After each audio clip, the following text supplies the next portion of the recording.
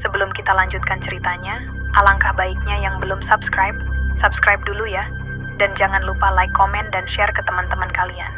Yuk kita lanjutin ceritanya. Kita adalah satu bangsa, satu keluarga. Kalau satu dari kita terjatuh, yang lainnya harus angkat. Kita akan lawan semua yang menghalangi kita. Pak Karim menambahkan, kita berangkat ke Kamboja. Kita bawa pulang anak-anak. Kita kapal yang membawa pasukan Dayak dan Madura menuju Kamboja berlayar tengah malam. Dalam perjalanan itu mereka duduk bersama, berbagi cerita dan kekhawatiran. Meski mereka berasal dari latar belakang, budaya yang berbeda, tujuan mereka membuat mereka lebih kuat. Jalu dan Andi, di sisi lain, terus berjuang di tangan sindikat.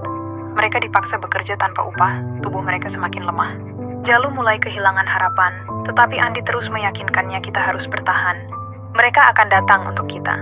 Namun rasa takut mulai menghantui Jalu karena ia tahu ada sesuatu yang lebih mengerikan di balik semua ini. Sindikat ini bukan hanya mengeksploitasi tenaga kerja, tapi mereka juga memanfaatkan tubuh manusia untuk perdagangan organ.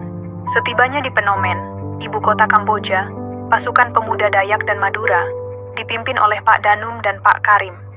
Mereka menyusup dengan hati-hati ke pusat kota, menyamar sebagai pekerja migran. Meskipun mereka dari dua suku yang berbeda semangat, mereka satu, menyelamatkan anak-anak mereka.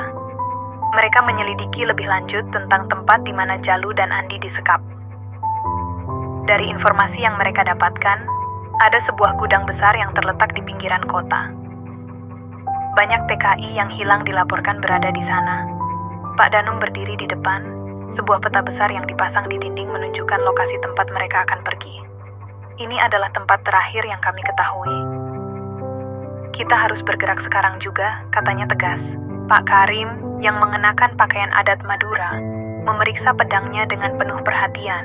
Tidak ada lagi jalan mundur. Kita harus hentikan mereka sebelum mereka menyakiti anak-anak kita lebih jauh. Kelompok itu bergerak cepat. Di tengah perjalanan, mereka melewati jalan-jalan yang ramai dengan orang-orang yang tidak tahu apa yang sedang mereka rencanakan. Mereka menghindari perhatian, bergerak seperti bayangan di malam hari.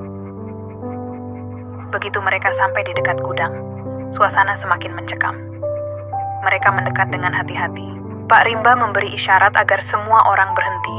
Mereka mengintip dari balik sudut bangunan, ini tempatnya, bisik Pak Danum, kita harus masuk dengan hati-hati tanpa banyak suara. Pasukan Dayak dan Madura membagi diri menjadi dua kelompok. Satu kelompok akan menyerang pintu depan, sementara kelompok lainnya akan menyusup dari belakang untuk menyelamatkan Jalu dan Andi. Di dalam gudang, Jalu dan Andi terkurung di dalam sebuah ruang sempit. Tubuh mereka lemah, dan mereka hanya bisa berbaring di lantai, berharap ada keajaiban yang datang untuk menyelamatkan mereka. Jalu merasa tubuhnya semakin lemah, matanya hampir tertutup. Tunggu, Jalu, mereka pasti datang, bisik Andi yang duduk di sampingnya. Kita harus bertahan. Sementara itu, Pak Rimba dan Pak Karim memimpin serangan dari luar. Mereka bergerak cepat, menghancurkan pintu utama dengan mandau dan celurit, pasukan Madura dengan celurit besar mereka, dan pasukan Dayak dengan mandau. Mereka mulai melumpuhkan para penjaga sindikat satu persatu. Namun sebelum mereka bisa menyelamatkan Jalu dan Andi, cintangan kanan, pemimpin sindikat muncul dengan kelompoknya yang bersenjata lengkap. Kalian pikir kalian bisa melawan kami? Chin tertawa. Kalian datang ke sini dan kalian akan mati di sini. Pak Danu menatap tajam. Kami tidak akan mundur. Kami datang untuk anak kami. Perkelahian besar pun terjadi. Senjata tradisional bertemu dengan senjata api modern. Teriakan, benturan senjata, dan suara perlawanan menggema di seluruh gudang. Pasukan Madura dan Dayak tak kenal takut. Mereka bertarung dengan semangat yang hanya bisa dimiliki oleh mereka yang berjuang untuk keluarga. Pertarungan semakin sengit. Pak Karim melompat ke depan, memotong jalan para preman dengan celuritnya. Pak Rimba, yang memimpin pasukan Dayak, mengayunkan mandau dengan presisi tinggi, melumpuhkan musuh yang datang ke arah mereka. Di dalam gudang, Jalu dan Andi mendengar suara perkelahian. Jalu merasa sedikit harapan muncul kembali. Mereka datang, Andi. Mereka datang untuk kita. Andi mengangguk. Meski tubuhnya sudah sangat lemah, kita harus bertahan. Jalu jangan menyerah. Tiba-tiba pintu gudang terbuka, dan Pak Rimba muncul di depan mereka dengan senyum kemenangan.